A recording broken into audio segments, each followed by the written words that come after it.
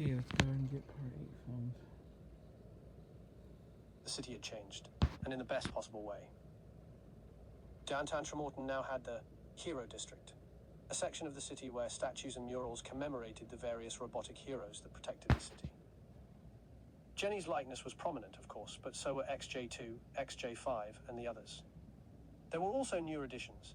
Naruto in his dynamic pose, crackling with electricity, captured mid-laugh. Shinji in a chef's coat next to a miniaturized BattleBot Omega-1, his green beret perfectly positioned, and there was always speculation about the Silver Shell, that mysterious figure whose identity remained unknown to the public, though Jenny had privately confirmed her suspicions months ago.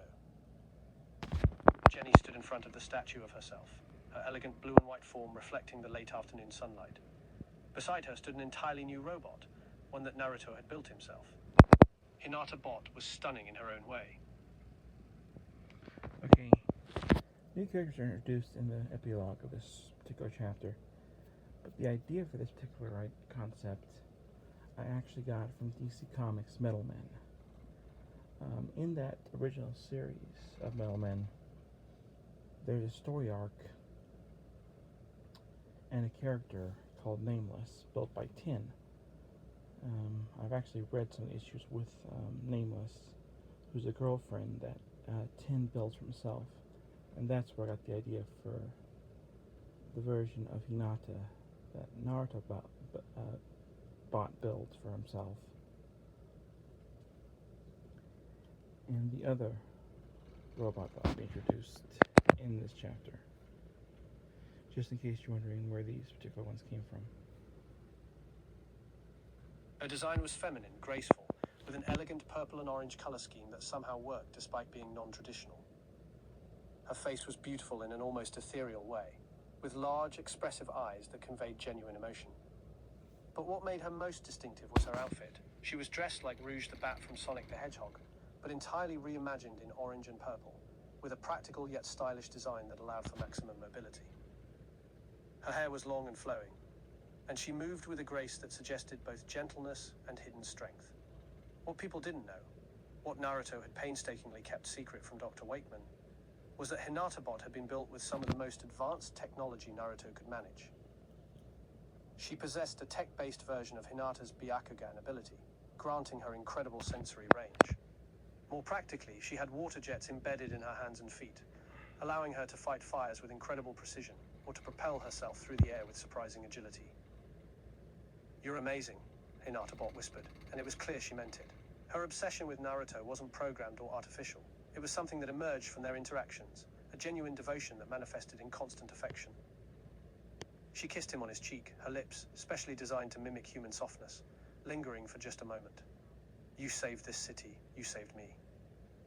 "You saved yourself," Naruto replied, his blue suit crackling faintly with affection. His orange bucket hat sat at a jaunty angle, and his whisker markings glowed warmly. "You're the hero, Hinata. I just built the chassis." But Hinata Bot shook her head, kissing him again. "No, you built me with purpose, with love. That's what makes me real." She looked at his sisters, who were gathered nearby, and her expression filled with genuine warmth. "Your sisters are incredible. They welcome me without question. And your mother, she's wonderful. She showed me how to be more than just code." It was true. Hinata Bot had formed fast friendships with the XJ series, particularly with XJ7, who found her energy refreshing. And Dr. Wakeman had been delighted to discover that Naruto had taken her philosophy of creating robots as daughters, or girlfriends in this case, and applied it himself. Nearby, Shinji stood with his own creation. Shampoo Bot was remarkable in her own right. She was designed to evoke the Amazon warrior from Ranma 1/2, and she wore a yellow sundress that somehow looked both elegant and practical. Her body design was athletic and strong, with a kind of frame that suggested both grace and incredible martial prowess. Her face was beautiful in a distinctly different way from Hinata Bot, more strong-featured, with an expression that conveyed both affection and ready combat capability. What made Shampoo Bot unique was her incredible versatility. Like her inspiration, she was a master martial artist, capable of fighting with a level of skill that impressed even XJ2. But more unusually, she was also a culinary genius. Shinji had programmed her with every cooking technique he learned, and she contributed to meal preparation with the same dedication she brought to combat. Most remarkably, Shampoo Bot had her own backpack, designed to carry miniature robotic kittens. These weren't cute decorations. They were functional micro-robots with their own personalities and combat capabilities, capable of surprising enemies or providing support in battle. Their loyalty to Shampoo Bot was absolute, and they treated her like the queen they'd been designed to serve. "You need to eat more," Shampoo Bot was telling Shinji, holding out a carefully prepared bento box. Her yellow sundress caught the light as she moved, and her voice carried a protective edge. "Even robots need proper maintenance." "I'm fine," Shinji replied. But he accepted the bento box anyway, his purple uniform somehow making the act of eating ramen look dignified. His green beret sat perfectly as he smiled, a rare smile, but genuine. "Thank you." She kissed him then. Right there on the street, her devotion to him as absolute as Hinata Bot's was to Naruto. One of her kitten companions, a tiny orange one barely larger than her hand, nuzzled against her shoulder, purring with mechanical contentment. A few blocks away, in the Wakeman house, the real celebration was happening. The living room had been transformed for the occasion. It was Naruto's official 1-year anniversary of awakening, and the family had decided to make it special. Shinji had prepared an elaborate feast, with help from Shampoo Bot, and the table was laden with foods from multiple cuisines. Jenny's humans friends were scattered. Brad was helping with drinks, Chuck was in charge of entertainment, and Sheldon was reviewing some kind of technical specifications, while occasionally glancing at Jenny when he thought no one was looking. XJ1 through XJ6 was scattered throughout the house, each engaged in different conversations. XJ7, her silver and blue sword glinting in the light, was having an animated discussion with Hinata Bot about the latest hero reports. XJ8, identical to Jenny, was helping Shampoo Bot arrange food on platters with the kind of domestic ease that suggested they'd known each other far longer than they had. And Jenny? Jenny stood at the center of it all, watching her family come together. Her elegant blue and white form was pristine and perfect, as always. Her optical sensors tracked every person in the room, her sisters, her brothers, her human friends, and the 2 new robots that Naruto and Shinji had created in their image of love and care. There was a small black robotic piglet sitting on the couch, currently being petted by Chuck. The piglet, according to Sheldon, was Sheldon's second major invention.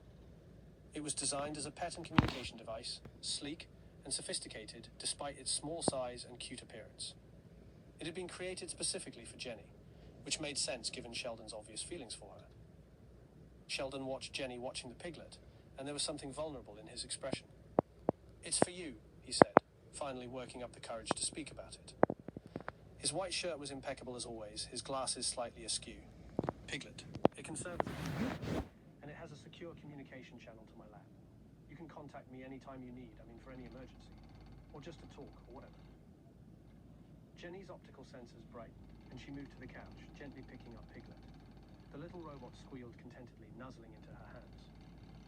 "It's perfect," she said, and there was genuine warmth in her voice. "Thank you, Sheldon." He flushed slightly, pushing his glasses up his nose nervously. "Yeah, well, it's just a robot. Nothing special." "Everything you make is special," Jenny said quietly, and for just a moment, Sheldon thought she might know about the silver shell suit. But she just smiled and turned back to playing with Piglet. As the evening progressed, Naruto and Shinji found themselves on the back porch, looking out the city lights of Tremorton. The city had been rebuilt, stronger and more resilient than before. New buildings stood alongside restored ones. The Hero District had become a tourist destination, and life had returned to something close to normal. "I can't believe it's been a year," Naruto said, his blue suit still crackling faintly with electricity, his whisker markings glowing softly in the darkness. His orange bucket hat sat at its characteristic jaunty angle. "It feels like just yesterday I woke up in that pod." "Time is relative," Shinji replied, his voice calm and measured. His purple uniform seemed to absorb the darkness, while his green beret caught what little light remained. "But yes, a year is a long time to integrate into a family, into a city, into a purpose." "Do you ever regret it?" Naruto asked. You were built to be a lot of things. Cook, warrior, commander. Do you ever feel like you're not fulfilling your original purpose?" Shinji was quiet for a long moment, then, "My original purpose was to exist. Everything else, cooking, commanding a giant robot, protecting Shinji, those are things I chose to do, or things that develop naturally from who I am."